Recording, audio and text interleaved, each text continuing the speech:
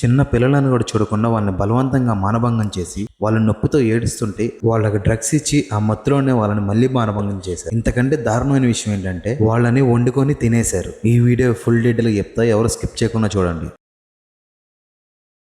America president అయిన Bill Clinton, Donald Trump, రాజకుటుంబానికి చెందిన ప్రిన్స్ యాండ్రూ, ప్రపంచానికి కింగ్ అయిన మైక్రోసాఫ్ట్ అధినేత బిల్ గేట్స్, బెస్ట్ సైంటిస్ట్ అయిన స్టీఫెన్ హాకింగ్, పాప్ రారాజు Michael Jackson, Hollywood star Leonardo DiCaprio, Bruce Willy, Star Wars director అయిన George Lucas, వీళ్ళందరూ డిఫరెంట్ ఇండస్ట్రీస్ లో టాప్ లో ఉన్నారు. కానీ వీళ్ళందరి కామన్ లింక్ ఒకటి ఉంది. అదేంటో తెలుసా? జెఫ్రీ ఎప్స్టైన్ అండ్ అతని ప్రైవేట్ ఐలాండ్. అసలు జెఫ్రీ ఎప్స్టైన్ ఎవరు? అతనికి ఇంత పెద్ద పెద్ద దిగ్గజాలకి సంబంధం ఏంటి?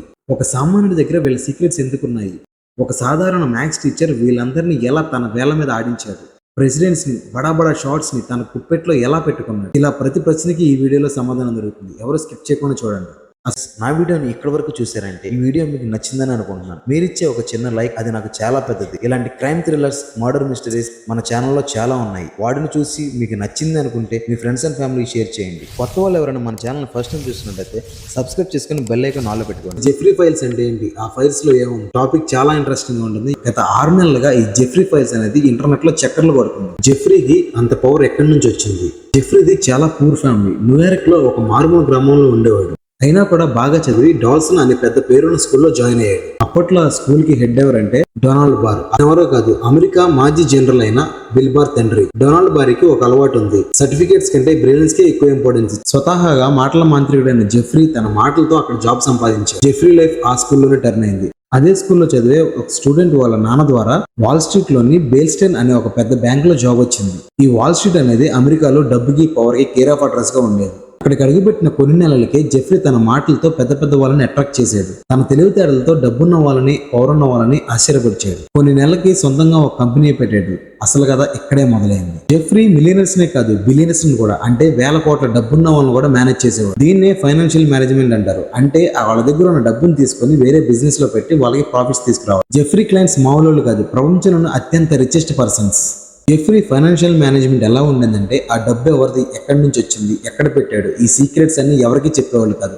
అందుకే అందరూ అతను అంతలా నమ్మారు. ఆ నమ్మకం వల్ల అతనికి అంత క్రేజ్ వచ్చింది. న్యూయార్క్ లోని రిచెస్ట్ పర్సన్స్ లో అందరికంటే పెద్ద ఇల్లు జెఫ్రీది. న్యూ మెక్సికోలో వేల ఎకరాలు, ప్యారిస్ లో అపార్ట్మెంట్స్, ఫ్లోరిడాలో బంగ్లా, కరేబియన్ లో ఏకంగా లిటిల్ సెయింట్ జేమ్స్ అనే ఐలాండే ఉంది. ఆ ఐలాండ్ కి ఎవరు వస్తున్నారో, ఎవరు వెళ్తున్నారో ఎవరికి తెలియదు. అలాగే జెట్స్ తో పాటు కొన్ని ప్రైవేట్ విమానాలు కూడా ఉన్నాయి. అందులో ఒకదాని లోనితా ఎక్స్ప్రెస్ అని పిలిచేవాడు. దీంట్లోనే ప్రపంచం మొత్తం తిరుగుతూ తన నెట్వర్క్ ని బిల్డ్ చేసుకున్నాడు. ఇతను అందరూ ఒక పవర్ఫుల్ మ్యాన్ గా చూసేవాళ్ళు. జెఫ్రీ యొక్క సోషల్ మేనేజ్మెంట్ అండ్ అతని సర్కిల్ చూసుకుంటే మైండ్ పోవాల్సిందే. ప్రెసిడెంట్స్, రాజులు, పొలిటీషియన్స్ ఇతనితో పార్టీలో కనిపించేవారు. అసలు జెఫ్రీతో పాటు వీళ్ళందరూ ఎందుకు ఉండేవాళ్ళు అంటే జెఫ్రీకి డబ్బుతో పాటు పరిచయాలు కూడా ఉండేవి. ఎవరికైనా ఏదైనా పని చేయాలంటే జెఫ్రీ నిమిషాల్లో చేసేసేవాడు. సైంటిస్టులకి, పొలిటీషియన్స్ కి ఫండ్ ఇచ్చి వాళ్ళందరినీ తన గుప్పెట్లో పెట్టుకున్నాడు. ఇంత లగ్జరీ, పవర్ తో పాటు తన వెనక ఒక చీకటి కోణం కూడా ఉంది.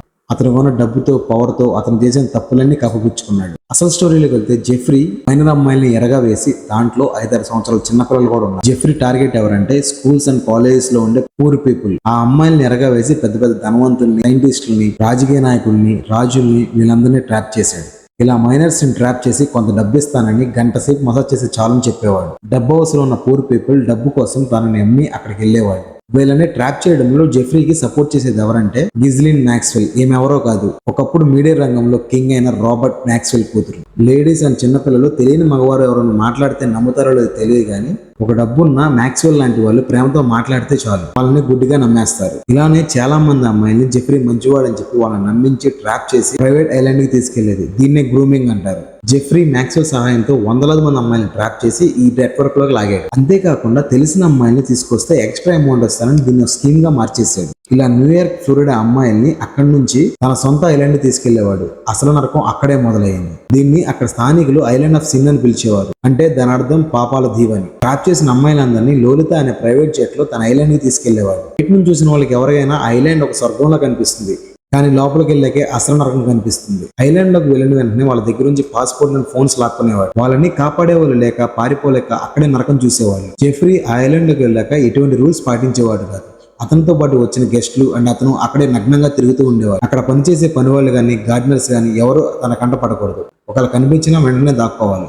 ఎందుకంటే అక్కడికి ఎవరు వస్తున్నారో, ఎవరు వెళ్తున్నారో వాళ్ళకి తెలియకూడదని. మసాజెస్ పేరుతో ఆ రూమ్ లో చేసే అఘాయిత్తులను భరించలేమని బాధ్యతలు చెప్పారు. ఆ రూమ్స్ లో డెంటిస్ట్ చైర్ లాంటి ఒకటి ఉందని, దానికి అమ్మాయిల కాళ్ళు చేతులు కట్టేసి జెఫ్రీ అండ్ తన ఫ్రెండ్స్ అతి కిరాతకంగా ప్రవర్తించేవాళ్ళు. మైనర్ అమ్మాయిని రేప్ చేసేవాళ్ళని బాధితులు కన్యలతో కోర్టులో చెప్పారు. జెఫ్రీకి మాత్రమే కాదు, ఆ ఐలాండ్ కు వచ్చిన బడా వాళ్ళందరికీ అదొక స్వర్గం లాంటిది. వాళ్ళకి అది ఒక హాలిడే స్పాట్. జెఫ్రీ అక్కడికి వచ్చే సైంటిస్టులకి, పొలిటీషియన్స్ కి, రాజులకి అండ్ పెద్ద పెద్ద యాక్టర్స్ కి ఆ అమ్మాయిల్ని అంటే మైనర్ అమ్మాయిని సప్లై చేసేవాడు. వచ్చిన గెస్ట్లకి అమ్మాయిల ఫొటోస్ అండ్ వీడియోస్ చూపించి వాళ్ళని సెలెక్ట్ చేసుకోమన్నాడు.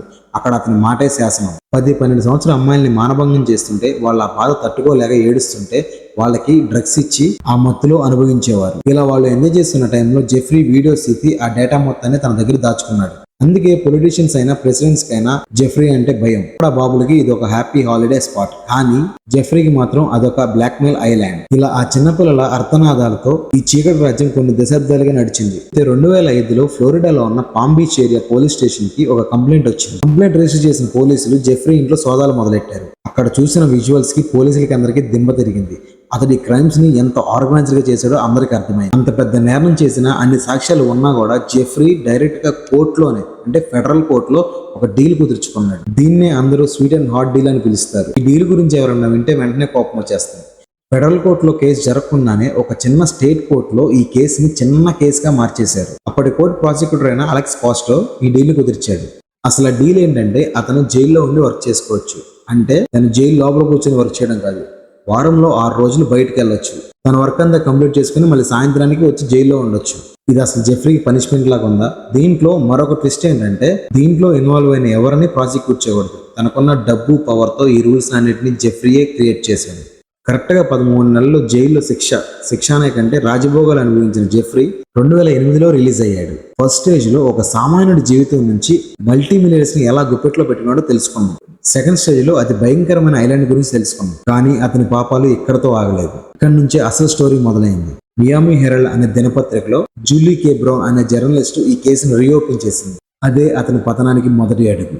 ఆ చీకటి కోణం గురించి కూడా తెలియాలంటే వీడియోని లైక్ చేయండి. అలాగే ఛానల్ సబ్స్క్రైబ్ చేసుకుని బెల్ ఐకాన్ ఆన్లో పెట్టుకోండి. మీరు ఇచ్చే ఒక చిన్న లైక్ అది నాకు బిగ్గెస్ట్ సపోర్ట్ గా ఉంటుంది. Thanks for watching.